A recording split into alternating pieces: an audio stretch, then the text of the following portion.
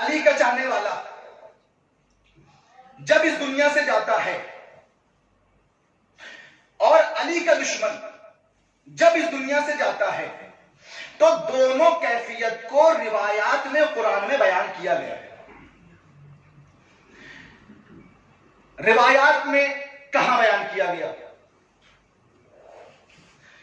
کتاب کا نام فرائض الصمتین فی فضائل المرتضی والبتول والسبتین والائمۃ من ذریتہم علیہم السلام لسید حموینی، سید حموینی کی لکھی ہوئی کتاب ہے، جوینی بھی ان کا نام ہے، ان کی لکھی ہوئی کتاب ہے 2 جلدوں میں، اور آج کی کتاب نہیں 650 سال پرانی کتاب، 730 ہجری میں تقریباً ان کا انتقال ہوا ہے.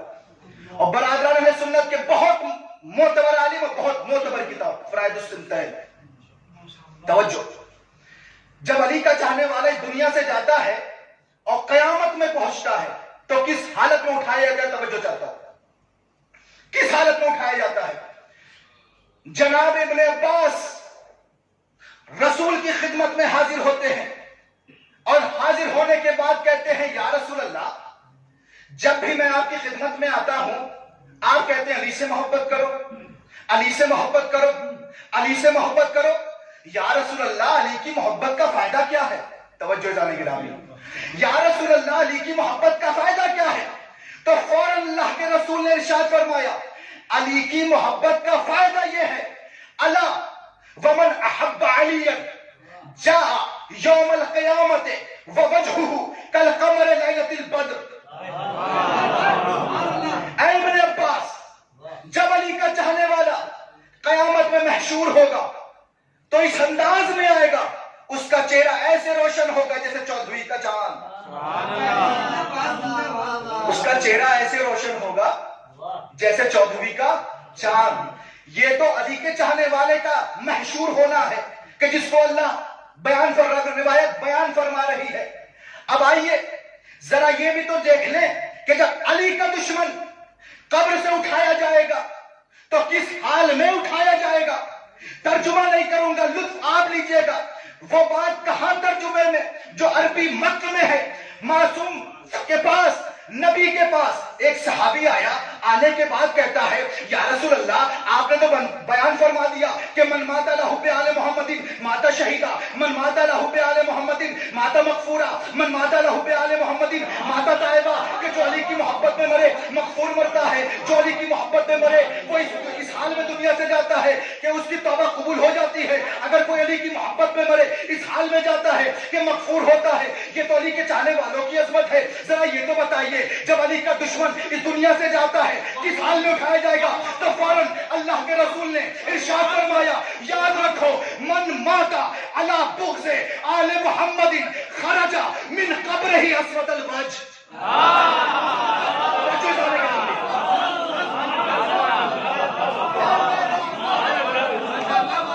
جب بھی علی کا بولی سے بغض رکھنے والا اس دنیا سے جائے گا تو اس حالت میں محشور ہوگا کہ اس کا چہرہ سیاہ ہوگا. دیکھ لو علی کے چاہنے والوں کی عظمت کیا ہے. چہرہ چودھویں کے چاند کی طرح منور ہوگا. دیکھ لو علی کے دشمنوں کو اس حال میں قبر سے اٹھائے جائیں گے اسود الوجہ، کہ چہرہ ان کا سیاہ ہوگا. چہرہ ان کا سیاہ ہوگا. یہ ہے علی کے چاہنے والوں کا محشور ہونا قیامت کے دن. اب ایک روایت سنیے، علی کی محبت کتنی عظیم ہے کہ علی کی محبت نہ رکھو گے اور علی کی محبت رکھو گے تو اللہ انعام کیا دے گا، اس کی عظمت کیا ہے.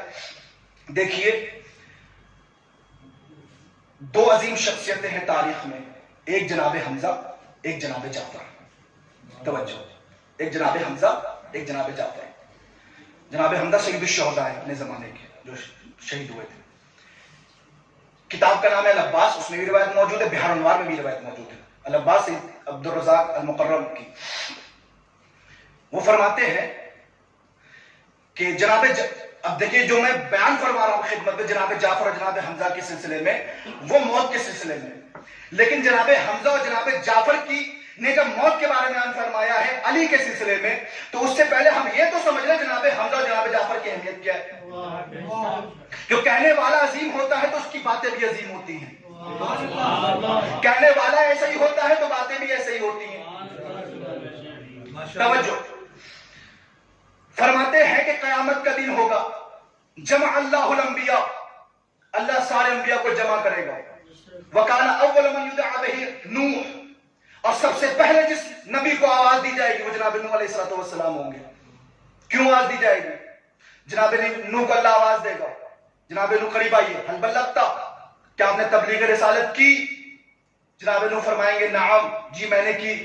حل یشہد لک، کیا کوئی گواہ ہے آپ کی بارگاہ میں جو گواہی دے کہ آپ نے تبلیغ کی؟ تو روایت میں ہے انو یتخطى الناس، نوح سارے بندوں کو تجاوز کرتے ہوئے، عبور کرتے ہوئے نبی کی خدمت میں پہنچیں گے. کیوں؟ اس لیے اللہ نے کہا ہے کہ ہم سارے نبیوں پہ گواہ محمد کو بنائیں گے. توجہ چاہتا ہوں، ماشاءاللہ، ہم سارے نبیوں پہ گواہ، ہر امت کو اس کے نبی کے ساتھ اٹھائیں گے اور ہر نبی کا گواہ میرا نبی ہوگا. ماشاءاللہ. اس لیے جناب نوح کہاں جائیں گے؟ اللہ کے نبی کے پاس. اللہ کے نبی کے پاس جائیں گے تو روایت میں ہے کہ رسول عرش کے پاس تشریف فرما ہوں گے اور بغل میں مولا کائنات ہوں گے. ایک مرتبہ جناب نوح کہیں گے کہ اے اللہ کے نبی، اللہ نے مجھ سے کہا تبلیغ کی، میں نے کہا کہ اللہ گواہ مانگ رہا ہے. توجہ چاہتا ہوں، اور گواہ سارے نبیوں کے آپ ہیں. توجہ چاہتا ہوں، سارے نبیوں کے گواہ آپ ہیں، چلیے گواہی دیجئے. تو جیسے نبی نے جملہ صاحب سنا، کہا حمزہ و جعفر ہم الشاہدان لک. توجہ جانے کی طرف، حمزہ و جعفر ہم الشاہدان لک. ماشاءاللہ، ماشاءاللہ. جناب حمزہ اور جناب جعفر تمہاری نبوت کی تبلیغ کے گواہ بنیں گے. ماشاءاللہ، سبحان اللہ. جناب چھٹے امام فرماتے جناب جعفر اور جناب حمزہ بحکم نبی، توجہ چاہتا ہوں، بحکم نبی، باذن خدا گواہ بنیں گے جناب نوح کی رسالت کی تبلیغ کے. گواہ بنیں گے، گواہی دے دیں گے. توجہ، جیسے گواہی دے دیں گے تو سائل نے کہا اے رسول اللہ، چھٹے امام سے پوچھتا ہے اے میرے مولا، آپ نے یہ تو بیان فرما دیا کہ جناب حمزہ و جعفر جناب نوح کے گواہ بنیں گے، جبکہ علی کے ہوتے ہوئے نبی کے بغل میں نہیں بیٹھے ہوئے تھے، تشریف فرما تھے. علی کو چھوڑ کر نبی نے جناب حمزہ اور جناب جعفر کو کیوں معین کیا؟ کیوں معین کیا؟ علی کو گواہ بنا دیتے جناب نوح کی گواہی کے لیے تو فوراً چھٹے امام فرماتے ہیں تم کو پتا نہیں کہ جب نوح کی گواہی کی ضرورت پڑی تو حمزہ کو پیش کیا، جب خود نبی کی گواہی کی ضرورت پڑے گی تو علی کو پیش کریں گے. کس کو پیش کریں گے؟ مولا کائنات کو پیش کریں گے. اتنے عظیم ہے جناب حمزہ اور جناب جعفر کہ ایک نبی کی رسالت کے گواہ بن رہے ہیں. اس نبی کے اس دو عظیم شخصیت کے بارے میں تاریخ میں ملتا ہے. کتاب المحاسن میں روایت موجود ہے. بنی ہاشم کا غلام تھا، وہ روایت کرتا ہے کہ صلی اللہ علیہ رسول اللہ صبح، رسول نے ہم کو نماز صبح کی جماعت فرمائی. والتفت الینا، ہماری طرف متوجہ ہوئے اور متوجہ ہونے کے بعد کہتے رہے تو فی البارحۃ المنام حمزہ و جعفر. ماشاءاللہ، میں نے کل خواب میں جناب حمزہ کو دیکھا ہے، جناب جعفر کو دیکھا ہے. سبحان اللہ. تو صحابہ کہتے ہیں کہ کس حال میں تھے؟ زندہ باد. تو فرمایا کہ ناز و نعم میں پل رہے تھے جنت میں. کون؟ جناب حمزہ جناب جعفر واہ واہ واہ واہ. ناز و نعم میں پل رہے تھے. کہ کیا دیکھا؟ کیا دیکھا کہ وَإِذَا كَانَ بَيْنَ يَدَيْهِ الطَّبَقُ مِن نَبَقٍ، واہ واہ واہ واہ. کہ میں نے دیکھا کہ ان کے سامنے بیر کا طبق رکھا ہوا تھا، وہ اس کو کھا رہے تھے. جب اس کو کھا کر کے سیر ہو گئے فَتَحَوَّلَ النَّبَقُ عِنَبًا، واہ واہ واہ واہ. وہ نبق انگور بن گیا. ماشاءاللہ، ماشاءاللہ. جب اس کو بھی کھا چکے تو وہ انگور کھجور بن گیا. ماشاءاللہ، ماشاءاللہ. جب اس کو بھی کھا چکے، کہ لفظ کے ذمہ دار ہو، جب اس کو بھی کھا چکے تو ایک مرتبہ اللہ کے نبی فرماتے ہیں بی ابی انتما، میرے ماں باپ آپ دونوں پہ قربان ہو جائے، واہ واہ. میرے ماں باپ آپ دونوں پہ قربان ہو جائے. یہ بتائیے اتنے ناز و نعم میں پل رہے ہیں، ذرا یہ تو بتائیے ای الاعمال وجدتما افضل. آپ اس دنیا سے چلے گئے, جنت میں ناز و نعم سے پل رہے ہیں, ذرا یہ تو بتائیے کہ مرنے کے بعد, انتقال کے بعد افضل چیز کون سی آپ نے پائی؟ دیکھیے کچھ چیزیں ایسی ہوتی جو دنیا میں افضل اعمال ہوتی ہیں, اور کچھ چیزیں ایسی ہوتی ہیں جو آخرت میں افضل اعمال ہوتی ہیں. جیسے افضل اعمال دنیا میں کیا ہے؟ افضل الاعمال بعد الصلاۃ ادخال السرور فی قلب المومن بما لا اسم علیہ. بہترین اعمال اس دنیا میں نماز کے بعد یہ ہے کہ مومن کے دل کو خوش کیا جائے. مومن کے دل کو خوش کیا جائے. ادخال السرور فی قلب المومن, مومن کے دل میں سرور کو داخل کیا جائے. یہ افضل اعمال ہے دنیا میں, اور الحمدللہ اس پہ عمل بہت ہوتا ہے. ادخال السرور فی قلب المومن بما لا اسم علیہ. لیکن سرور داخل کرو لیکن بما لا اسم علیہ. ایسا نہیں کہ جھوٹ بول کے گناہ بول کر دو اور اس کو خوشی ہو جائے, اس میں گناہ نہیں ہونا چاہیے. بما لا اسم علیہ, گناہ نہیں ہونا, یہ افضل اعمال ہے. آخرت میں افضل اعمال کیا, توجہ چاہتا ہوں. جناب حمزہ اور جناب جعفر رسول فرماتے ہیں کہ ای الاعمال وجدتما افضل, کون سے اعمال کو آپ نے بہترین پایا؟ اب جملہ سنیے جناب حمزہ اور جناب جعفر کا. جناب حمزہ اور جناب جعفر کہتے ہیں کہ میرے ماں باپ بھی آپ پہ قربان ہو جائے اللہ کے رسول. وجدت افضل الاعمال, میں نے 3 چیزیں بہترین پائی. کہا کون کون سی 3 چیزیں؟ کہا الصلاۃ علیک, دنیا میں آپ پہ درود بھیجنا. الصلاۃ علیک, دنیا میں آپ پہ درود بھیجنا. وسقی الماء, اور لوگوں کو پانی پلانا. الصلاۃ علیک, آپ پہ درود بھیجنا. وسقی الماء, اور پیاسوں کو پانی پلانا. اور تیسری بڑی عظیم چیز وحب علی ابن ابی طالب,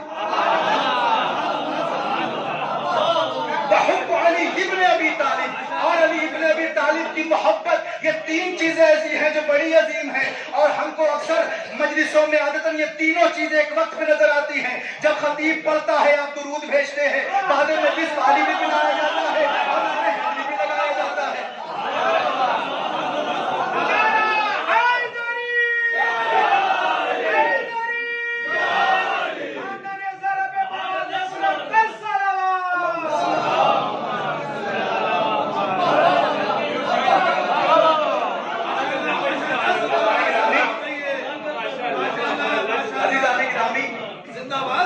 یہ ہے محبت علی جو موت کے بعد بھی افضل اعمال ہے. موت کے بعد افضل اعمال ہے. آخری بات ربط مسائل, لیکن جیسے بیدار ہو کے ابھی تک سنتے چلے آ رہے ہیں, انشاءاللہ اور الحمدللہ ایسے ہی سنیں گے. صلوات علی محمد و آل محمد کی ذات. بس آخری بات, کس قدر علی کی محبت بہترین عمل ہے کہ افضل اعمال ہے. جناب حمزہ جناب جعفر فرماتے ہیں, دیکھیے روایات میں 2 چیزوں کا ذکر ہوا, موت اور علی کے حوالے ذکر کر رہا ہوں. معصوم فرماتے ہیں کہ ان السعید کل السعید حق السعید من احب علیا فی حیاتہ و بعد مماتہ. بے شک خوش قسمت, کامل ترین خوش قسمت, حقیقی خوش قسمت وہی ہے جو علی سے محبت کرے حیات میں بھی اور علی کے جانے کے بعد. وہ سعید ہے. اور سعادت کے مقابلے میں جو لفظ بولا جاتا ہے وہ ہے شقاوت, بدبختی. ان السعید کل السعید حق السعید من احب علیا فی حیاتہ و بعد مماتہ. فوراً اللہ کے نبی نے پھر ارشاد فرمایا ان الشقی کل الشقی من ابغض علیا فی حیاتہ و بعد مماتہ. شقی اور حقیقی شقی وہ ہے جو علی سے, علی کی زندگی میں بغض رکھے, علی کے جانے کے بعد بھی بغض رکھے. اسی لیے علی نبی نے ہر موقع میں فرمایا کہ علی کی حقیقت کیا ہے. فرمایا یا علی لا یحبک من العرب الا دعی, توجہ, ولا من سائر الناس الا شقی. اے علی, یہ دنیا 2 حصوں میں بٹی ہوئی ہے, ایک عرب باقی عجم. عرب میں سے اگر کوئی آپ سے بغض رکھے گا وہ دعی ہوگا. توجہ چاہتا ہوں, ابھی دعی کا مفہوم واضح کروں گا. وہ دعی ہوگا. اور اس کے علاوہ جتنے لوگ ہوں گے وہ آپ سے بغض رکھیں گے وہ شقی ہوں گے. توجہ, بتا چکا شقی کسے کہتے ہیں. توجہ، عرب میں سے آخری بات، عرب میں سے کوئی علی سے بغض رکھے تو وہ کیا ہوگا؟ دعی ہوگا. دال عین یا 3 لفظ ہیں. دعی، جو علی سے بغض رکھے گا عرب میں یعنی وہ کیا ہوگا؟ دعی ہوگا. جائیے، میں نجف کا بہت اپنا طالب علم ہوں، آپ ہم سے بہترین طالب علم ہیں، جا کے لغت اٹھا کے دیکھیے گا دعی کسے کہتے ہیں. جو علی سے بغض رکھے گا عرب میں سے وہ دعی ہوگا. جا کے لغت اٹھا کے دیکھیے گا دعی کسے کہتے ہیں. 3 معنی میں نے دیکھے، ممکن ہے اور بھی معنی ہوں. دعی کہتے کسے ہیں عرب میں سے جو علی سے بغض رکھے. دعی کسے کہتے ہیں؟ لغت لکھنے والوں نے فرمایا الدعی الولد المنسوب الى غیر ابی. دعی اس بیٹے کو کہتے ہیں جو ہو کسی کا، کہلائے کسی کا.